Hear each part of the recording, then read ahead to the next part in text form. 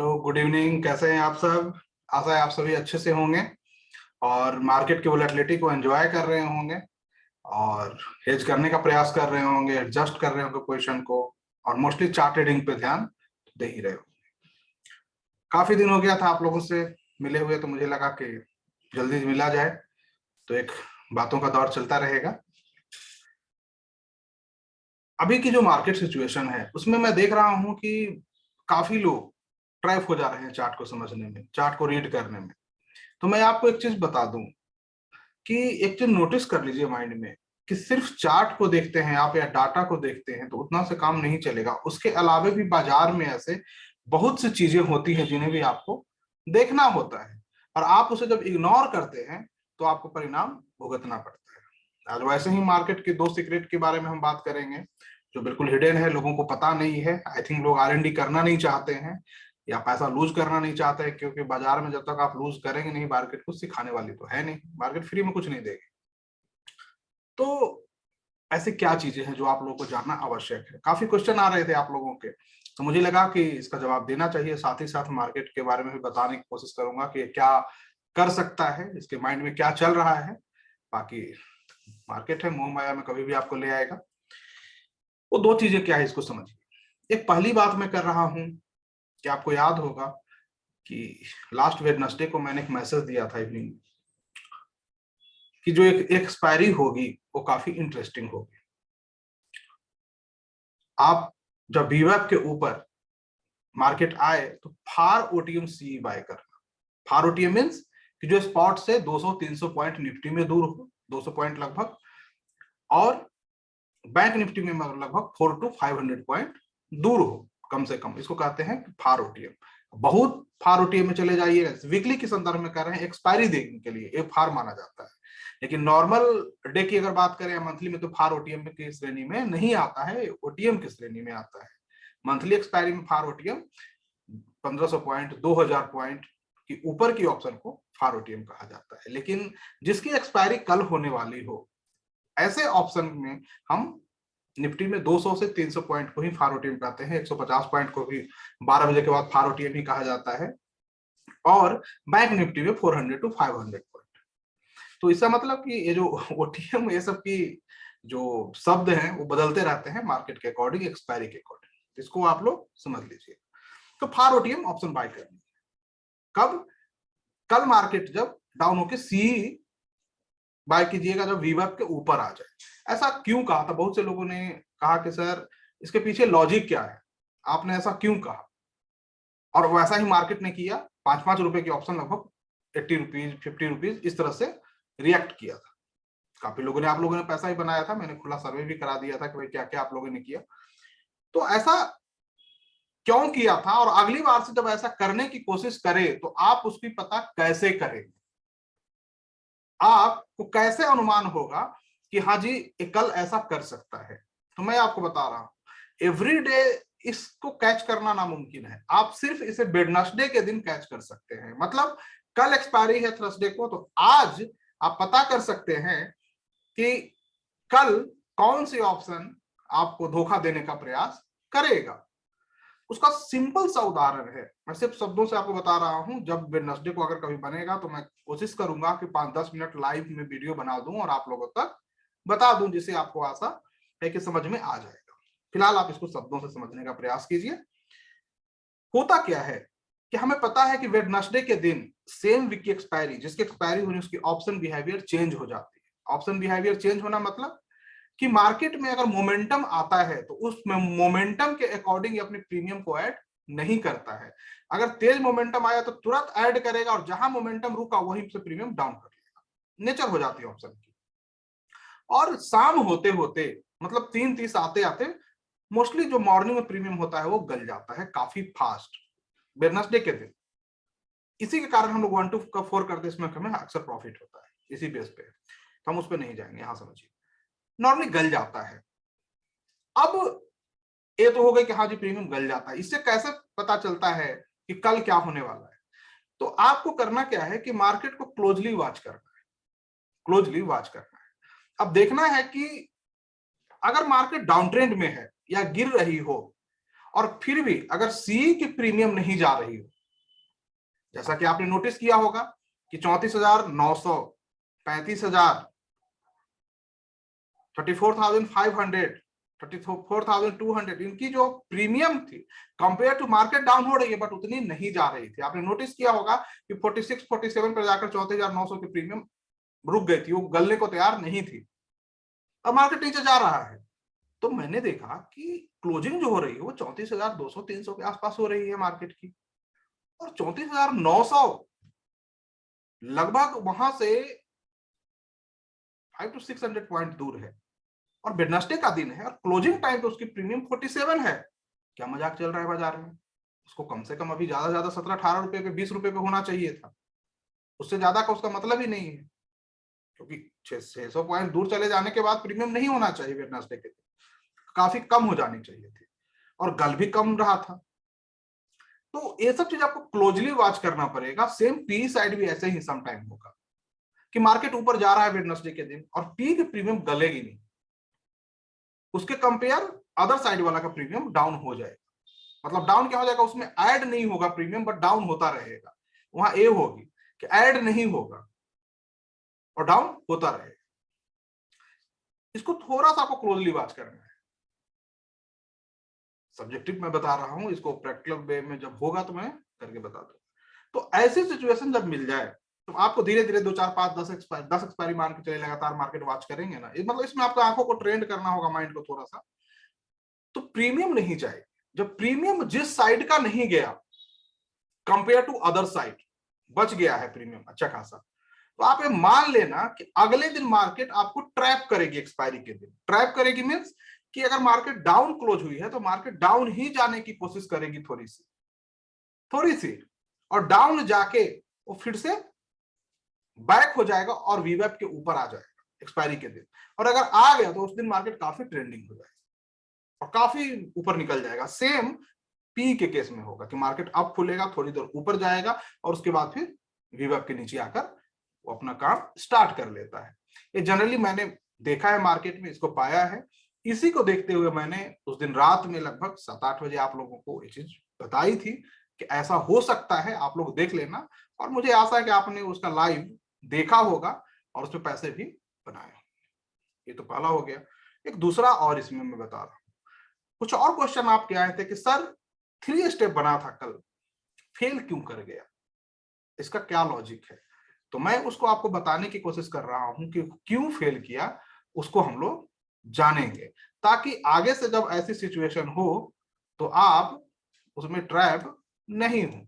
ठीक है, यही हम उसको भी बताने का प्रयास करते हैं आपको, और साथ ही साथ आपको हम मार्केट व्यू भी बता देंगे। ठीक है,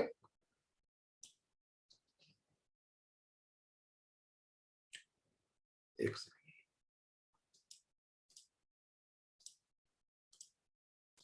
यहां पे देखिए, आपको आप ही लोगों में से कुछ लोगों का कहना था कि सर ये 3 स्टेप बना है, मतलब 3 बार गिरा उसके बाद ये ऊपर आया और फेल क्यों कर गया, हमें इसके बारे में आंसर चाहिए, हमें ये थोड़ा सा कंफ्यूज करता है, तो इसे बताइए।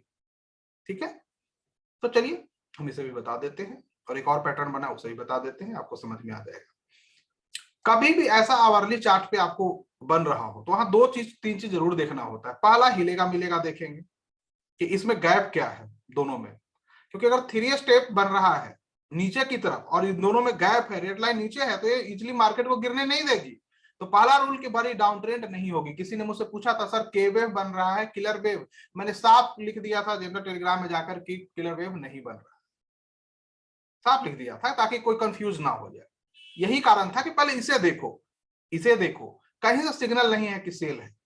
उसके बाद आपको एक चीज और इंडिकेटर का यहां मैं यूज करना चाहूंगा, बोलिंजर बैंड का। आप देखिए, अगर बैंड इस तरह से हो कि ब्लास्ट फॉर्मेशन में आपको दिखे हल्का सा, ये ब्लास्ट फॉर्मेशन में भी दिख रहा है, ऊपर रेजिस्टेंस है, ब्लास्ट फॉर्मेशन में दिख रहा है, यहां पे है, तो आपको उस दिन सावधान रहना है। ट्रैप किया जा सकता है, कोई किलर वेव कोई भी चीज बनेगा तो आपको ट्रैप कर लेगा। तो आवरली चार्ट का यूज कीजिएगा। पहला बैंड हल्का ब्लास्ट हो जाएगा और इसमें गैप रहेगा, तो इसमें अगर गैप है और सेल साइड का बन रहा है तो आप उसको इग्नोर कीजिए। अगर मार्केट को गिरना है तो इसे मिलना ही होगा, इस चीज पे फेथ कीजिए। ऐसा हो ही नहीं सकता है कि ये रेड लाइन आपका ऊपर नीचे रहे और मार्केट गिर जाए, उसको ऊपर आना ही होगा, तभी बाजार में गिरावट आएगी। अगर ये नीचे है, बाजार नीचे आके भी ऊपर जाएगी, चाहे कोई भी पैटर्न बन जाए, फेल नहीं करेगा या आपको ट्रैप नहीं करेगा, इतनी पावरफुल है। आपको इस पर फेथ करना होगा, पहला। दूसरा, कि बैंडवेल का ब्लास्ट किए हुए है, तो एक दो सिग्नल मिलने के उपरांत एक क्लियर हो गया कि मार्केट डाउन ट्रेंड में नहीं जाएगी, किलर वेव नहीं बनेगी, 3 स्टेप नहीं बनेगा, तो आगे से कभी भी ऐसी सिचुएशन आए तो सिर्फ 1 2 3 काउंट नहीं करना है, 4 पे भी आना है और 5 पे भी आना है। थोड़ी सी वो चीज देखिए जो नॉर्मल इंसान नहीं देख रहा है। आप इस बाजार में अगर कॉपी करके चाहते हैं कि मैं ट्रेडर बन जाऊंगा, तो आप गलत ट्रैक पे हैं। आपको ट्रेडर बनने के लिए, इन्वेस्टर बनने के लिए अपनी थॉट प्रोसेस को काफी आगे की सोचना होगा, खुद से डेवलप करना होगा, तब जाकर आप ट्रेडर बनोगे। अब बात थॉट प्रोसेस की मैं कर रहा हूं, तो आप एक चीज को समझो कि मैंने हेज 12 बताया कि भाई 230 आए तो आप बाय कर लेना, आपको 30 पॉइंट से ज्यादा रिस्क नहीं है। जनरली लोग कहते हैं कि ऑप्शन बाइंग करेंगे तो दोनों जीरो हो जाएगा एक्सपायरी के दिन। तो मैंने आप लोगों को बताने का प्रयास किया कि किस प्रकार ऑप्शन को एक हेज फॉर्मेशन में हम डालते हैं तो मेरा रिस्क लिमिटेड हो जाता है और रिवार्ड अनलिमिटेड हो जाता है। तो एक थाउट था, अब उस थाउट को अपने आप डेवलप करो ना। और भी अब आपको तो मालूम चल गया कि जीरो नहीं होगा इस तरह फॉर्मेशन डालेंगे, तो उसको अलग अलग फॉर्मेशन में डालो, अपने रिस्क में चेंज करो, आपकी मर्जी। ये आपको सोचना होगा, उसमें आगे जाना होगा। आपको मैं आइडियाज दे सकता हूं, एक्शन आपको लेनी है और उस एक्शन पे अपनी और आइडियाज देके उसको काफी बेहतर बना लेना है। आइडियाज के साथ एक्शन इंपॉर्टेंट है, और उसमें अगर आपने अपनी आइडिया डाला तो वो कॉपी नहीं रहा, वो थॉट का बन गया। तो मैं जो भी कुछ बताता हूं उसमें अपनी आइडियाज जरूर मिक्स कीजिए। शुरुआती में प्रैक्टिस कीजिए, 2-4 महीने पेपर पर देखिए, फिर 1-2 लॉट में देखेंगे। समय लगता है, 1.5 साल 2 साल का वक्त यहाँ लगता ही लगता है इस बाजार पे, अगर कोई मेहनती है तो। उससे कम समय में कोई भी स्ट्रेटजी फॉलो कर लीजिए, किसी को कर लीजिए, आपका मुंह मिलेगा ना माया, वो वाली बात है। एनीवे, चलिए, तो ये हो गई बात, दोनों चीज समझ में आ गई। आगे से कभी होगा तो इसको आप यूज करेंगे। एक चीज की मैं बात कर रहा हूं मार्केट के बारे में, कि मार्केट करना क्या चाहती है। देखिए, मार्केट को प्रिडिक्ट करना मतलब पानी में पत्थर फेंकने के बराबर है। तुक्का लगाते हैं हम सभी, चल जाता है तो भाई मैंने कहा था, नहीं चला था तो किसने कहा था। क्लियर बात, ये माइंड में रख लीजिएगा। हम भी ये तुक्का लगा के आपको बता देते हैं, आपको शायद समझ में कुछ आ जाए, ठीक है। क्योंकि इसकी तुक्का ज्यादा लगती है मार्केट में, पोस्ट मार्केट व्यू, ये मार्केट व्यू, तो कोई फायदा नहीं है ना। देखिए, क्लियर, ऊपर की तरफ एक ले लीजिए, ठीक है। तो यहाँ तो आपको रेजिस्टेंस दिख गया है कि 17,900 950 एरिया में ऊपर की रेजिस्टेंस है, ठीक है। इसको हटा देते हैं, रेजिस्टेंस को कर दीजिए साइड, और अब थोड़ा सा नीचे आ जाते हैं। देख लीजिएगा क्या करता है वीकली, वो क्या करना चाहता है। एक तो कि मैंने मार्केट को 15,740 का एक सपोर्ट दे रखा है, जो शायद आप लोग को याद होगा। वो क्यों दे रखा है? क्योंकि यहाँ मल्टीपल सपोर्ट है, 1 2 3। यहाँ पे लगभग 1 महीने निफ्टी ट्रेड की थी और उसके बाद नीचे नहीं गई थी, तो मैं मान के चलता हूँ कि इसके नीचे गया तो पंटर का भी जहाज डूबेगा, 1300-1400 पॉइंट और लगेगा। लेकिन इजिली नहीं जाना है, इसलिए इसको आप बेस मान के ट्रेड कर सकते हैं बुल साइड का, जब इधर मौका मिले तो। अब लेटेस्ट में बाजार ने क्या की? लेटेस्ट में बाजार ने क्या की है कि काफी दिनों की गिरावट के बाद ये पहली बार 20 SMA के ऊपर जाकर क्लोज किया है। क्लियर है? लेटेस्ट में मार्केट नहीं किया है ना कि 20 SMA के ऊपर क्लोज किया है, तो 20 SMA के ऊपर क्लोज किया, इसका मतलब हिले मिलेगा, अभी बाय में होगा। आइए डे टाइम फ्रेम पे इसको देखते हैं, हिलेगा मिलेगा, अभी बाय में है, ये भी बाय में है। अब मार्केट का रेजिस्टेंस क्या है एक्चुअल में? तो मार्केट ने कहां हायर क्लोज किया है, तो आप देख लीजिए 16,411, तो मतलब 16,411 के ऊपर क्लोज, तो बुल खत्म, मतलब सॉरी बियर खत्म। उसके बाद अगला ये ट्रैफिक लाइट यहाँ पे है जुड़ा हुआ, यहाँ पे जाकर बाजार रुकने की कोशिश करेगी, उसके बाद आगे फर्दर देखेगी। ये भी बैक भी है, ये भी है, ठीक है। अब क्या है कि इसे जाना है तो आपको याद, मैं एक चीज बाजार की सीक्रेट बता दूं, बहुत ही इंपॉर्टेंट है। कोई भी सपोर्ट मेजर या रेजिस्टेंस जब भी जाती है तो मोस्ट ऑफ केस में गैप अप और गैप डाउन में ही जाती है। अगर इंट्राडे में जानी है तो वो इंट्राडे में एक सुपर कैंडल बनाएगी। सुपर कैंडल मतलब कि इतनी बड़ी, यहां से लेके यहां तक लंबा इस तरह से बना देगा, मतलब यहां से चला ये, अगर इसका रेजिस्टेंस है तो यहां से चला तो यहां तक बना के यहां खड़ा कर देगा। वो इसलिए बनता है ताकि आम आदमी पोजीशन ना बना पाए, क्योंकि हम लोग क्लोजिंग का वेट करते हैं। गैप अप इसलिए होता है कि आम आदमी फिर निकल नहीं पाए, गैप अप होगा वो जब तक संभलेगा उसका काम खत्म हो जाएगा। तो इन दो कारणों से ही सपोर्ट और रेजिस्टेंस ब्रेक होता है गैप अप और गैप डाउन में। मोस्ट ऑफ केस में इंट्राडे में करेगी तो सुपर कैंडल बनेगी, ये रूल हमेशा याद रखिए, बहुत आपका पैसा बचाएगा। अब क्या हुआ कि यहाँ हिलेगा मिलेगा आपका बाय में चल रहा है, थोड़ी सी हमारे लिए पॉजिटिव साइन है, 20 SMA के ऊपर आया है।